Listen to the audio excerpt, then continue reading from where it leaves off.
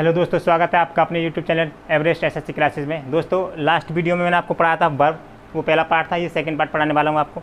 तो शुरू करते हैं। मैंने आपको पढ़ाया था वर्ब दो प्रकार की होती है। एक होती है आपकी मेन वर्ब, एक तो होती है ऑक्सिलरी वर्ब। ऑक्सिलरी वर्ब दूसरी होती है आपका मेन वर्ब। मेन वर्ब, ठीक है। तो मैं आपको ऑक्सिलरी वर्ब पढ़ा रहा था। ये थोड़ी देर के लिए इसे रोको, मैं पढ़ाता हूँ मेन वर्ब, ठीक है। मेन वर्ब की थोड़ी बात कर लें। मेन वर्ब आपकी दो प्रकार की होती है। एक तो transitive verb, transitive verb. Second one क्या होती है आपकी इंट्रांजिटिव वर्ब,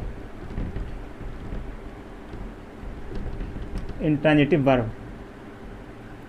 एक होती है ट्रांजिटिव वर्ब, एक होती है इंट्रांजिटिव वर्ब। अगर ट्रांजिटिव वर्ब की हिंदी में बात करें, इसका नाम है सहकर्मक क्रिया।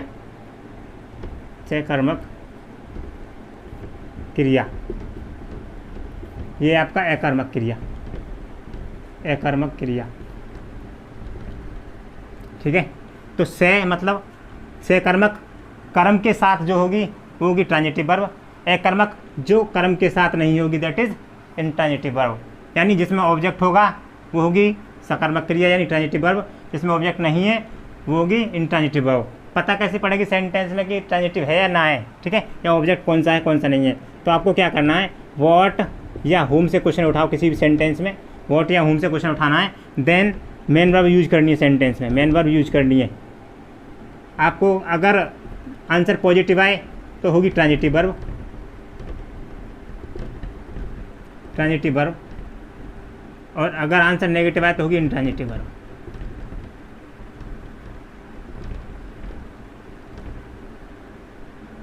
ठीक है, अगर आंसर पॉजिटिव आए तो ट्रांजिटिव वर्ब, आंसर नेगेटिव आए तो इंट्रांजिटिव वर्ब। सेंटेंस समझो अभी, ये बोल रहा है सेंटेंस में I gave her my books today. Suppose ये सेंटेंस लिखा हुआ है, तो आपको सेंटेंस में पता लगानी है कि कौन सी ट्रांजिटिव वर्ब है, कौन सी ट्रांजिटिव वर्ब नहीं है। तो मेन वर्ब इसमें है कौन सी, ये है गेव, ठीक है। अभी ये ट्रांजिटिव वर्ब है या इंट्रांजिटिव वर्ब पता लगानी सेंटेंस में, तो मैंने क्या करना है, व्हाट या होम से क्वेश्चन उठाओ। क्या करेंगे, व्हाट या होम से क्वेश्चन उठाना है, प्लस मेन वर्ब जोड़नी है। तो व्हाट मीन्स होता है क्या, और क्या गिव मीन्स क्या देना, तो क्या दिया, तो I gave her my books, मैंने उसे अपनी किताबें दी। ये सेंटेंस लिखा हुआ है, तो क्या दी, ये सेंटेंस गिव मीन्स देना ना, क्या दी, तो किताबें। तो इसमें ऑब्जेक्ट दिया हुआ है, मतलब ट्रांजिटिव वर्ब है। किसे दी, उसे, इसमें मतलब आंसर पॉजिटिव आ रहा है तो क्या होगी आपकी ट्रांजिटिव वर्ब। तो पता लगी सेंटेंस में जो गेव है वो क्या है, ट्रांजिटिव वर्ब है, ट्रांजिटिव वर्ब है, शॉर्ट बोलो टी भी है, ट्रांजिटिव वर्ब है, ठीक है। एक सेंटेंस और समझो, दूसरा बोल रहा है ये बोल रहा है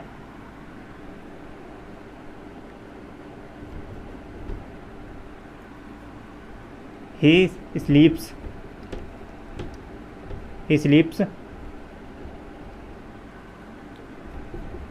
2 hours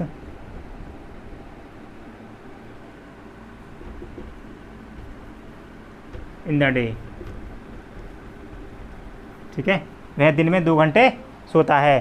तो इस सेंटेंस में देखो, क्या सोता है पता नहीं, किसे सोता है पता नहीं, तो स्लीप्स क्या होगा आपका इंट्रांजिटिव वर्ब, इंट्रांजिटिव वर्ब। समझ रहे होगे आप। ये बोल रहा है सेंटेंस में, यदि सेंटेंस में ऑब्जेक्ट दिया हुआ है तो ट्रांजिटिव वर्ब, ऑब्जेक्ट नहीं दिया हुआ है तो इंट्रांजिटिव वर्ब। समझ रहे होगे आप, ठीक है। ये स्क्रीनशॉट लो, आगे पढ़ाऊँ।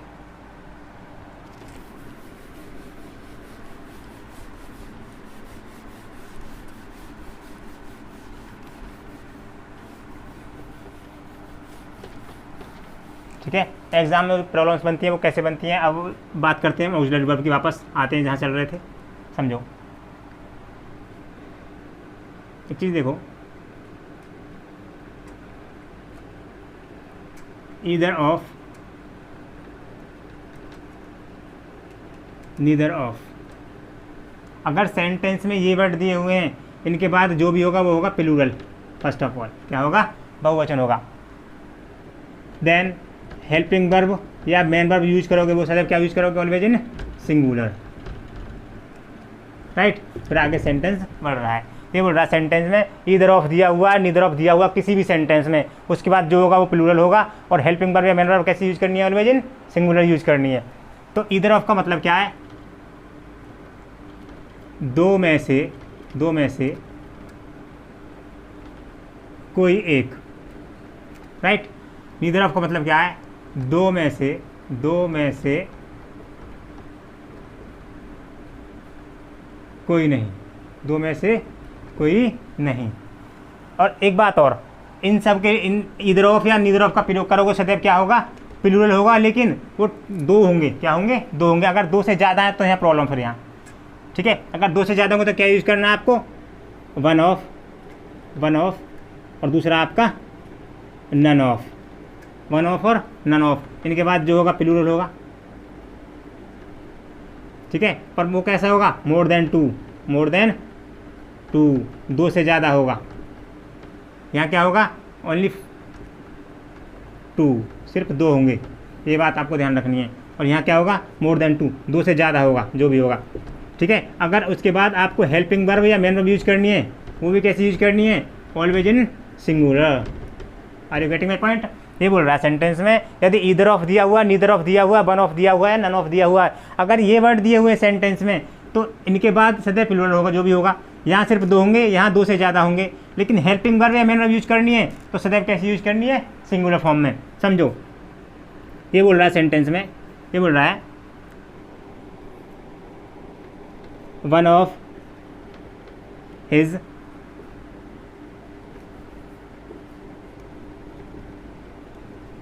Four daughters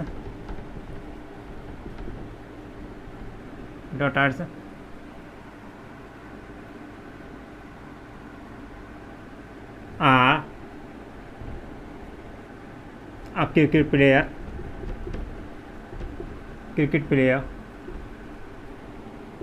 in Indian team। हाँ, एक बात और, ये वन ऑफ दिया हुआ है, इसका मतलब क्या है हिंदी में देखें तो, इसका मतलब यहाँ लिख दो, ये बोल रहा है दो से अधिक में से कोई एक, दो से अधिक में से कोई एक। और इसका मतलब क्या है, दो से अधिक में से कोई नहीं, दो से अधिक में से कोई नहीं, ऐसे कोई नहीं, ठीक है। अब सेंटेंस में आ जाओ। ये बोल रहा है one of his four daughters are a cricket player in Indian team. उसकी चार बेटियों में से, उसकी चार पुत्रियों में से कोई एक क्रिकेट प्लेयर है, क्रिकेट टीम है, राइट। ये सेंटेंस का मतलब है हिंदी में। तो अभी सेंटेंस में वन ऑफ दिया हुआ है तो हमने यूज़ क्या करना है, सदैव सिंगुलर फॉर्म में यूज़ करनी। तो क्या लाएंगे हम सेंटेंस में, इसका प्रयोग करना है। यानी सेंटेंस में अगर ये वर्ड दिए हुए हैं तो सदैव हेल्पिंग को कैसे यूज़ करनी है, सिंगुलर फॉर्म में, या मेन वर्ब कैसे यूज़ करनी है, सिंगुलर फॉर्म में। एक सेंटेंस समझो। ये बोल रहा है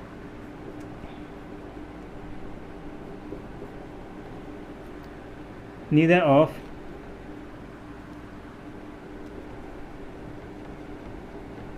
Ramesh and Suresh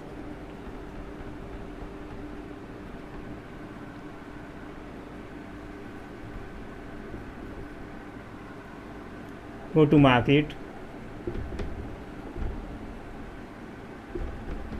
in the evening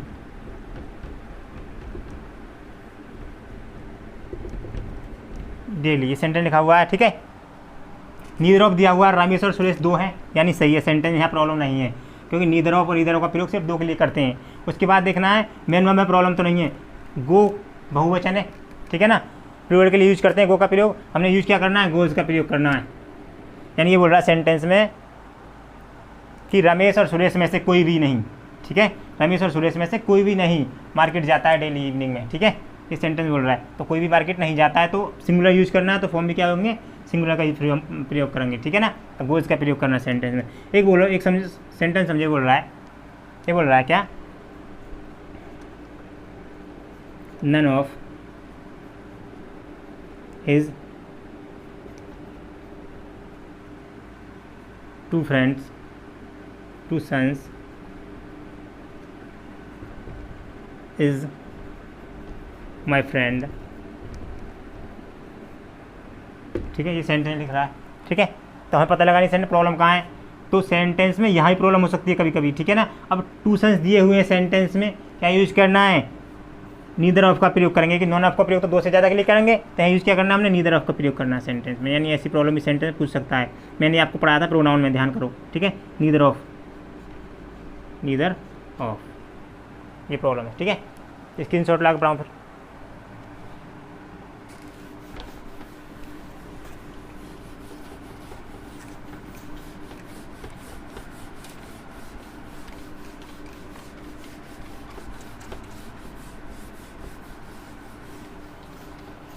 समझो, एक स्ट्रक्चर देखो, यदि सेंटेंस में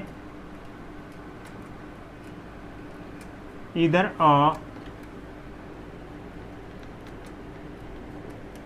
neither nor, not only but also, ये दिया हुआ है, ठीक है। यहाँ एक सब्जेक्ट होगा और यहाँ भी एक सब्जेक्ट होगा। यहाँ एक सब्जेक्ट दिया हुआ है सेंटेंस में और यहाँ भी क्या है, एक सब्जेक्ट। एक सेकेंड रुकिए,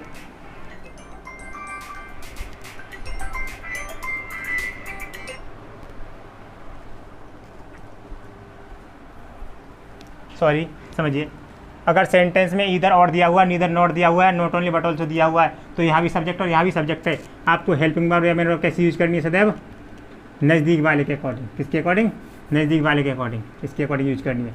और सेंटेंस आगे बढ़ रहा है, ठीक है। समझो, एक सेंटेंस ये बोल रहा है, इधर ऑफ का मतलब क्या है, इधर ऑफ का मतलब क्या है, या तो, या, इसका मतलब है ना तो ना ही, इसका मतलब है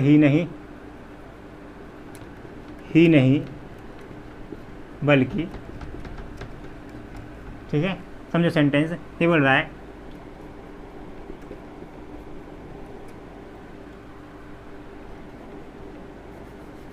इधर राहुल और his parents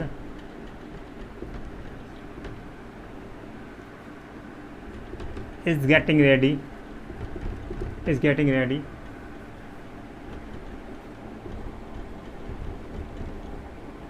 for party, or to the party, sorry, to the party, ठीक है। समझो सेंटेंस में ये बोल रहा है, इधर राहुल और हिज पेरेंट्स, तो या तो राहुल या उसके पेरेंट्स आर गेटिंग रेडी या इज गेटिंग रेडी। हमने यूज़ क्या करना, नज़दीक वाले के अकॉर्डिंग। पेरेंट्स बहुवचन में तो क्या यूज़ करना है, आर का प्रयोग करना है, इसका प्रयोग नहीं करना सेंटेंस में, क्योंकि बहुवचन के साथ क्या यूज़ करते हैं, प्लूरल फॉर्म यूज़ करते हैं वर्ब की, ठीक है। एक सेंटेंस समझो, ये बोल रहा है, not only Kapil but also Suresh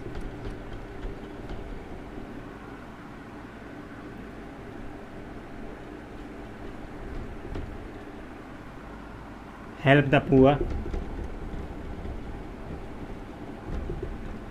in this pandemic। ये सेंटेंस लिखा हुआ है, not only Kapil but also Suresh help the poor in this pandemic. तो कपिल ही नहीं, इसका मतलब क्या है, कपिल ही नहीं सुरेश भी, तो कपिल ही नहीं बल्कि सुरेश भी, बल्कि भी बोल सकते हैं ना, तो बल्कि सुरेश भी लोगों की गरीबों की सहायता करता है इस पैंडेमिक में, ठीक है। तो अभी क्या यूज़ करना हमने, नज़दीक वाले के अकॉर्डिंग। सुरेश क्या है, सिंगुलर है, हमने क्या यूज़ करना है, हेल्प्स का प्रयोग करना, हेल्प का प्रयोग नहीं करना, क्योंकि हेल्प्स एक सिंगुलर फॉर्म है और हेल्प एक प्लूरल फॉर्म है। समझ रहे स्क्रीनशॉट ला के पढ़ाऊँ, समझो।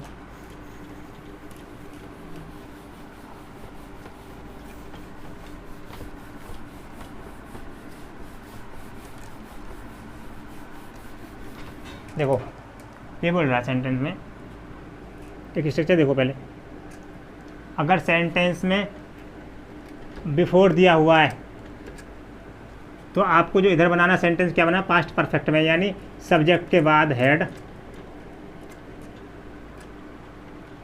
देन मेन वर्ब की थर्ड फॉर्म और सेंटेंस चल रहा है। उसके बाद बिफोर एक वर्ड होगा, बिफोर मीन्स पहले, फिर जो सेंटेंस होगा वो सब्जेक्ट प्लस मेन वर्ब की सेकेंड फॉर्म, फिर सेंटेंस आगे जा रहा है, राइट। यानी इधर वाला सेंटेंस बनाना है आपको पास्ट परफेक्ट में, पास्ट परफेक्ट में। इधर वाला बनाना पास्ट इंडेफिनिट में। किसे बनाना है? पास्ट इंडेफिनिट में, या सिंपल पास्ट में बोल सकते हैं, ठीक है। समझिए, ये बोल रहा है सेंटेंस में,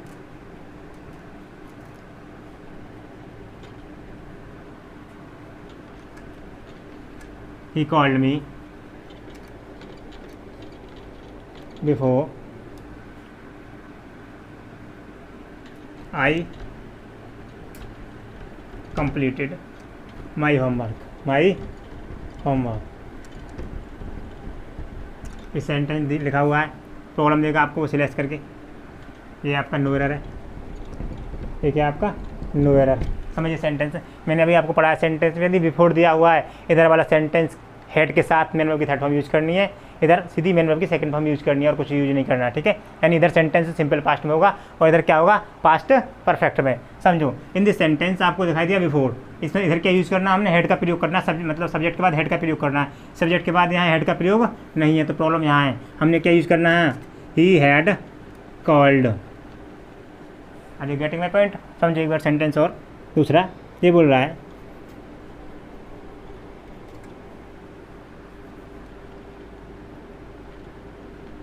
Sheila had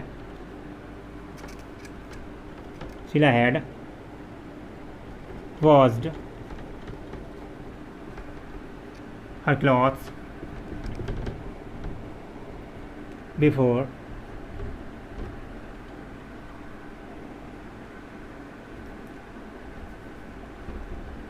her mother had cooked food। ये सेंटेंस लिखा हुआ है, समझिए सेंटेंस प्रॉब्लम कहाँ है। मैंने आपको बताया सेंटेंस में बिफोर लिखा हुआ है, क्या लिखा हुआ है? बिफोर। इधर वाला सेंटेंस क्या होगा? हेड के साथ मेन वर्ब की थर्ड फॉर्म, यानी पास्ट परफेक्ट में होगा। और इधर वाला सेंटेंस क्या होगा? पास्ट इंडेफिनिट में, यानी मेन वर्ब की सिर्फ सेकंड फॉर्म होगी। इधर देखो हेड है, मेन वर्ब थर्ड फॉर्म है, यानी सेंटेंस राइट है। इधर जाओ, इधर क्या है? सब्जेक्ट के बाद मेन वर्ब की सेकंड फॉर्म आती है, हेड का प्रयोग नहीं करेंगे, यानी ये प्रॉब्लम है, इसे यहाँ से हटा दो। तो बोलेंगे हर mother cooked food. Am I right? एक समझे सेंटेंस, एक स्ट्रक्चर देखो। दूसरा, यदि सेंटेंस में आफ्टर दिया हुआ है, क्या दिया हुआ है? आफ्टर दिया हुआ है, तो उल्टा करना है। आफ्टर मीन्स के बाद, तो इधर क्या होगा? सब्जेक्ट के बाद मेन वर्ब की सेकंड फॉर्म। सब्जेक्ट के बाद क्या करना है आपको? मेन वर्ब की सेकंड फॉर्म यूज़ करनी है। इधर क्या करोगे आप? सब्जेक्ट के बाद हैड, देन मेन वर्ब की थर्ड फॉर्म, यहाँ उल्टा करना है। यानी इधर सेंटेंस प्राइवेट सेंटेंस जाएगा, इधर होगा पास्ट परफेक्ट, इधर क्या होगा? पास्ट परफेक्ट सेंटेंस, और इधर क्या होगा? Past indefinite. Past indefinite. I hope आप समझ रहे होगे। एक सेंटेंस समझो, ये बोल रहा है सेंटेंस में, क्या बोल रहा है? माई टीचर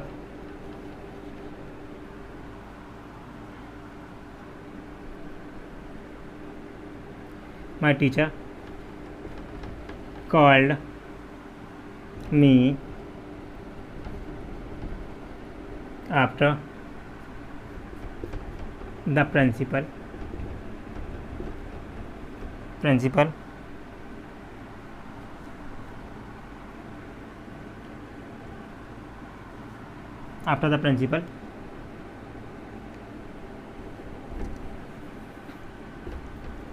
took attendance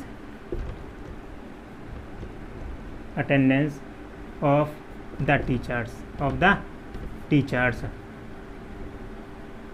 समझो सेंटेंस, ये बोल रहा है यदि सेंटेंस में है आफ्टर दिया हुआ है, यानी के बाद दिया हुआ सेंटेंस में, इधर जाओगे तो क्या यूज़ करना? पास्ट परफेक्ट में यूज़ करना है। लेकिन इधर आओगे तो क्या यूज़ करना है? सदैव पास्ट इंडेफिनिट में, यदि सेंटेंस में आफ्टर दिया हुआ है। लेकिन अगर बिफोर दिया हुआ है तो आपको क्या करना है? उधर सेंटेंस पास्ट इंडेफिनिट में, इधर पास्ट परफेक्ट में। समझो, आफ्टर के बाद क्या करना है? इधर हेड का प्रयोग करना है, इधर नहीं करना।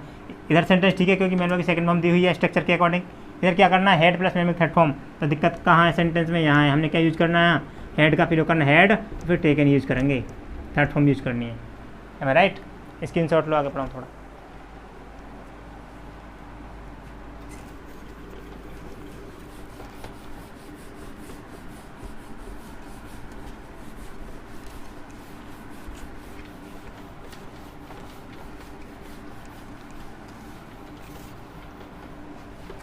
समझिए, एक स्ट्रक्चर देखो, यदि एक सब्जेक्ट दिया हुआ है, इधर कोई भी सब्जेक्ट दिया हुआ है, उसके बाद फिर चाहे विद लिखा हुआ है, एलोंग विद लिखा हुआ है, along with, in addition to, in addition to लिखा हुआ है, या फिर आपका लाइक लिखा हुआ है, अनलाइक लिखा हुआ है, बिसाइड्स लिखा हुआ है, एक्सेप्ट लिखा हुआ है, और भी बहुत वर्ड हैं, ठीक है। किताब पढ़ो तो समझ में आएगा, किताब में देखना सब, ठीक है।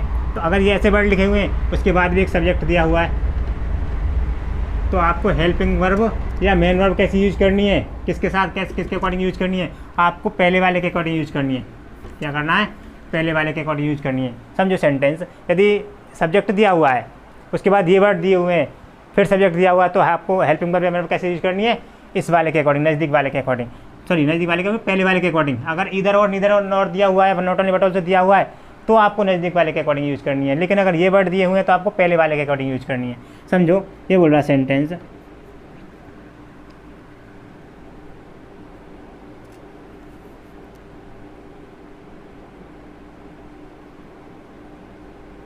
ही with his parents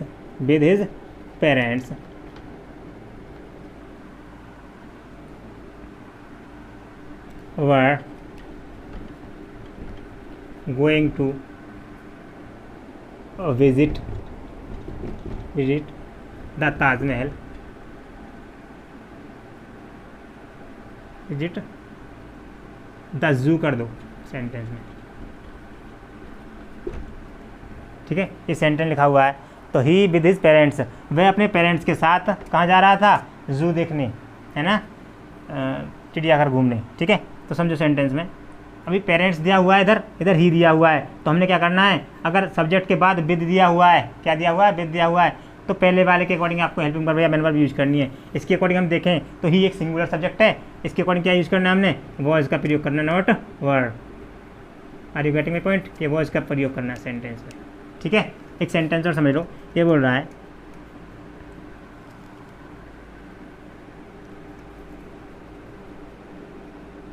Ramesh like his teachers, sorry his brothers,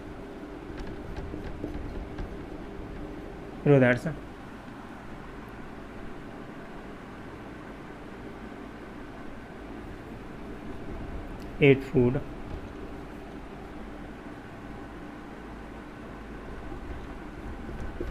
in the kitchen. ये सेंटेंस लिखा हुआ है, तो मैंने आपको क्या बताया, सेंटेंस में सब्जेक्ट के बाद लाइक, अनलाइक, ये सब दिए हुए हैं, बिसाइड्स, एक्सेप्ट दिया हुआ है, तो आपको क्या यूज़ करना है, पहले वाले के अकॉर्डिंग यूज़ करनी है। और रमेश सिंगुलर सब्जेक्ट है, और ईट का प्रयोग हम प्लूरल के साथ करते हैं, तो ये यूज क्या करना है हमने, ईट्स का प्रयोग करना है, सिंगुलर फॉर्म में यूज़ करना है, ठीक है।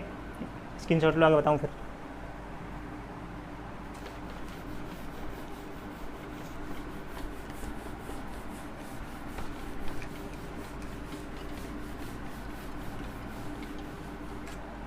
एक चीज़ समझो, अगर एक आर्टिकल दिया हुआ है कोई सेंटेंस में, स्टार्टिंग में क्या दिया हुआ है, आर्टिकल, वो फिर चाहे ए हो, एन हो या दा हो, ठीक है, ए एन दा कुछ भी हो सकता है। उसके बाद एक सब्जेक्ट होगा, या फिर ऐसे नाउन या प्रोनाउन कुछ भी हो सकता है, नाउन होगा, ठीक है। Article plus subject plus and, फिर आर्टिकल, फिर एक सब्जेक्ट, तो आपको हेल्पिंग वर्ब या मेन वर्ब कैसे यूज़ करनी है, ऑलवेज इन प्लूरल, ठीक है। यदि क्या है, एक आर्टिकल दिया हो, फिर सब्जेक्ट, फिर एंड से जुड़ा हुआ है, एक आर्टिकल प्लस सब्जेक्ट, तो आपको हेल्पिंग वर्ब या मेन वर्ब कैसे यूज़ करनी है, प्लूरल। लेकिन अगर आर्टिकल दिया हुआ है पहले, फिर सब्जेक्ट दिया हुआ है, फिर एंड से जुड़ रहा है, लेकिन दूसरा आर्टिकल नहीं दिया हुआ, फिर डायरेक्ट सब्जेक्ट दिया हुआ है, क्या दिया हुआ है, सब्जेक्ट, तो आपको हेल्पिंग वर्ब या मेन वर्ब कैसे यूज़ करनी है, इन सिंगुलर। समझ गए। समझो सेंटेंस, यदि सेंटेंस में दो आर्टिकल दिए हुए हैं, कि हाँ आर्टिकल दिया हुआ, हाँ आर्टिकल दिया हुआ, दो नाउन जुड़े हुए हैं किसी भी आर्टिकल से एंड से, ठीक है, तो आपको प्लूरल यूज करना है। लेकिन सब्जेक्ट दो दे रखे हैं और आर्टिकल एक के आगे लगा हुआ है और एंड से जुड़े हुए हैं, तो वर्ब कैसे यूज़ करनी है ऑलवेज इन सिंगुलर। एक समझो सेंटेंस, ये बोल रहा है the principal and teacher have कर लो, हैव टेकन अटेंडेंस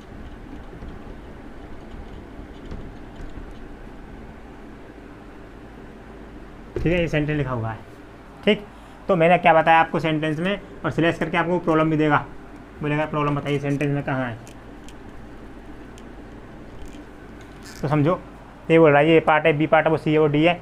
तो मैंने क्या बताया आपको सेंटेंस, पहले आर्टिकल लिखा हुआ, फिर सब्जेक्ट दिया हुआ एंड से जुड़ा हुआ, फिर उसके बाद सीधा सब्जेक्ट दिया हुआ दूसरा, मतलब आर्टिकल नहीं दिया हुआ।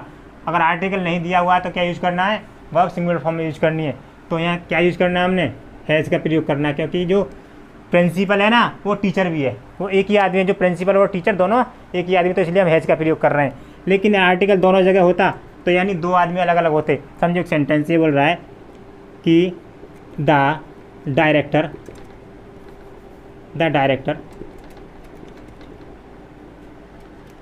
एंड द प्रोड्यूसर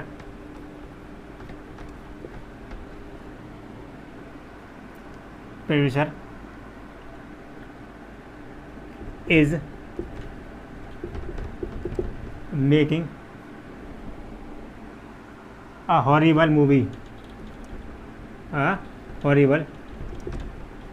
movie, ये सेंटेंस लिखा हुआ है कि the director and producer is making a horrible movie. तो समझो सेंटेंस में क्या है कि जो डायरेक्टर है वो अलग है, इसके आगे नाउन वो आर्टिकल लगा हुआ है, प्रोड्यूसर है वो भी अलग है, तो दोनों बहुवचन हुए। दैट्स वाई हमने यूज़ क्या करना है, यहाँ आर का प्रयोग करना है, इसका प्रयोग नहीं करना, क्योंकि दो अलग अलग आदमी है। राइट, स्क्रीनशॉट लो, ये पढ़ाता हूँ फिर आगे।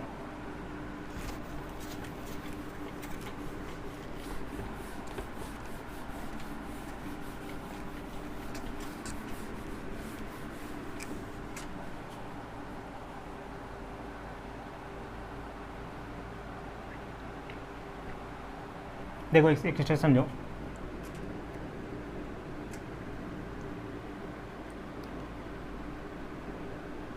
यदि सेंटेंस इफ से स्टार्ट हो रहा है, ठीक है, उसके बाद एक सेंटेंस होगा सिंपल प्रेजेंट,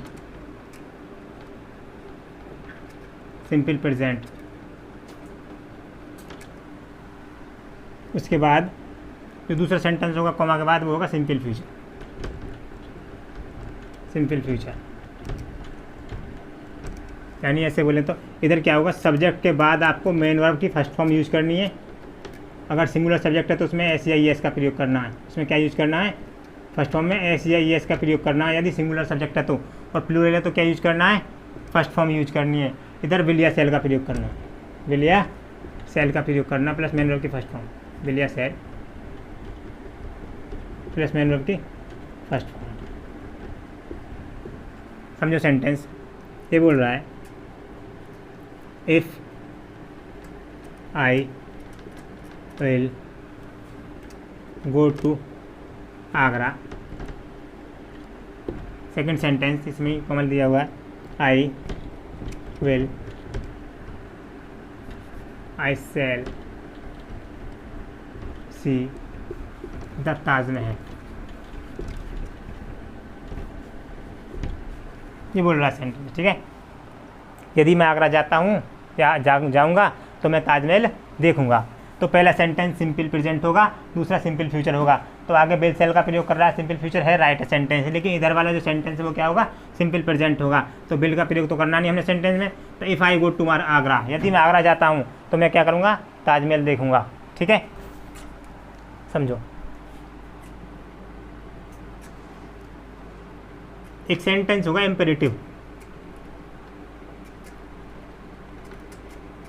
इम्पेरेटिव सेंटेंस,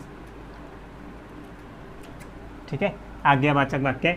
उसके बाद आपको लेस्ट देन सब्जेक्ट और शुड का प्रयोग करना सेंटेंस में।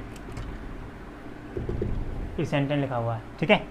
सदैव एक बात ध्यान रखनी है, लेस्ट के साथ सदैव क्या यूज़ करना है, शुड का प्रयोग करना है। लेस्ट के साथ क्या यूज़ करना है, शुड का प्रयोग करना है। एक सेंटेंस समझो, लेस्ट का मतलब क्या है, कहीं ऐसा ना हो कि, कहीं ऐसा न हो कि, इसका मतलब ये, ठीक है, कहीं ऐसा ना हो कि। एक सेंटेंस समझो, अगर मैं बोलूँ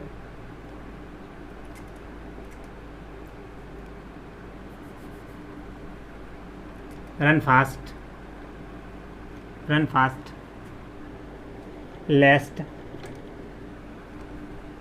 यू मे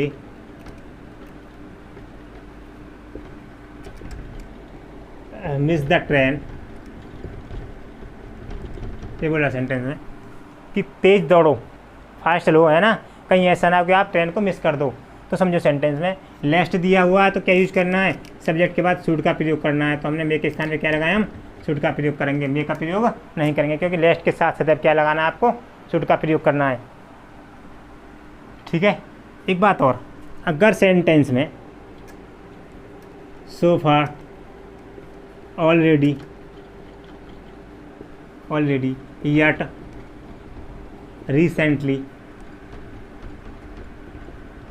अगर सेंटेंस में ये दिए हुए हैं तो आपको सेंटेंस प्रेजेंट परफेक्ट बनाना है। किसे बनाना है, प्रेजेंट परफेक्ट में, प्रेजेंट परफेक्ट में।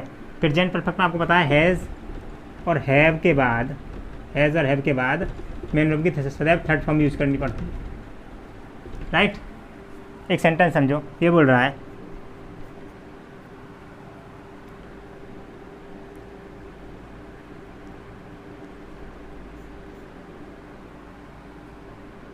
I did not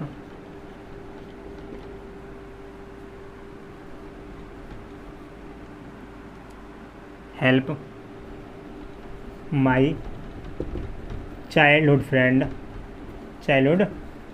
friend, और यट दिया हुआ है सेंटेंस में, ठीक है।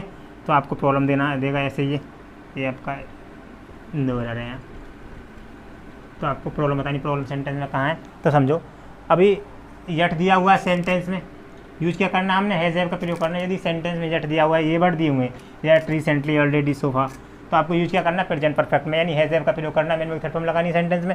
अब हमने देखा डिड नॉट का प्रयोग कर रखा सेंटेंस में, यानी प्रॉब्लम यहाँ है, क्योंकि हमने यट दिया हुआ सेंटेंस में, तो क्या यूज़ करेंगे, तो आई हैव नॉट और हेल्प्ड, थर्ड फॉर्म यूज़ करनी है ना हमने, तो ये ऐसे करना है, ठीक है।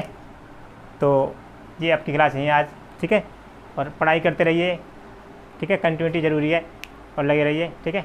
All the best, bye bye.